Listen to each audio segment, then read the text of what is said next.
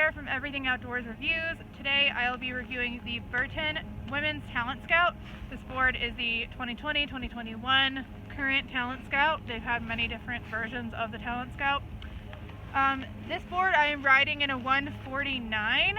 They don't have a huge range of size for this board, but honestly it was designed more so as a park board, so it's not something that I personally wanted to be getting on the upper end. The upper end of what I would personally ride being 5'5" and generally riding more free-ridey lines. I'm looking at anything from a 152, 154, 156 is kind of where I cut off. So 149 is a pretty small board for me, but this board has continued to blow me away, not just in the park, but outside of the park. This board is marketed as stiff, and I would definitely agree with that. I would say that in general, Burton, for the women's boards, tend to make some of the stiffest boards out there, which I love. If you're not looking for a super stiff board, this would not be the board for you. But if you're looking for something that is stiff and has a lot of pop, this is a great board. I have ridden this on icy conditions, some firm hard pack, and was blown away by the edge hold. I think that was the most surprising benefit of this board, was how it performs in really hard pack conditions. I feel so confident when I'm in any of those conditions on this board. They advertise it as like these frostbite edges, and whatever that technology is, that's what they call it. It works. It's awesome. So if you're looking for some stability in firmer conditions, maybe it's early season, maybe you're riding in New Zealand, which New Zealand has awesome powder sometimes, but generally known for firmness, this is a great board for that. In park, I found that on boxes and rails, this board is awesome. It holds in place really well. For landings, for landing jumps, for landing little mini drops, little side hits, it just sticks. It locks into place.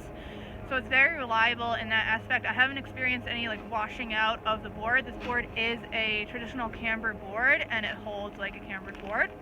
I've gotten to ride this board in some little powder and was also pleasantly surprised by how well it floated in some powder. I was pretty blown away by that, because normally cambered boards tend to sink, but it's got, I believe, a little bit of early rise, and that really works well.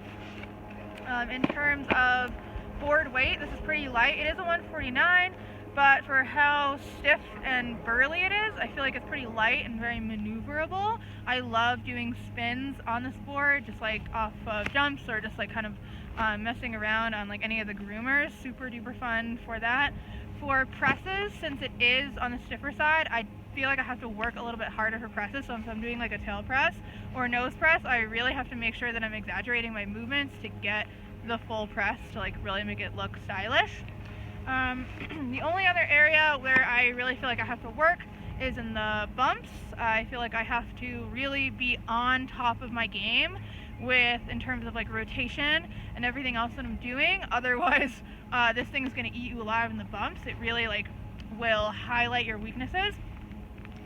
This board, I would say, is for a strong intermediate to advanced rider. Apparently Anna Gasser rides this board, so that should just give you an indicator of who is on this type of technology.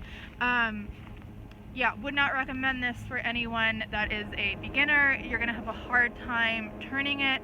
The camber is going to be really difficult to maneuver. It is very stiff. So I would say intermediate to advanced rider. And then, let's see, price point. This board, I believe, is just shy of $500. That's definitely on the higher end, but I'd say it's worth it. Burton just put a lot of good stuff into this board. It's super reliable, it's awesome, it performs, and that's what I want out of a snowboard.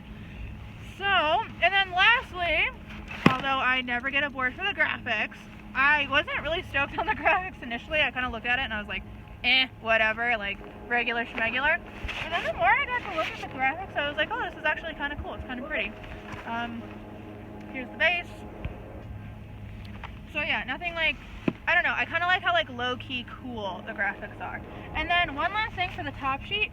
This part is interesting. They made this a little bit smoother, but around here, it has this texture to it, which is super interesting. I don't know why Burton went with this texture over here, but they did.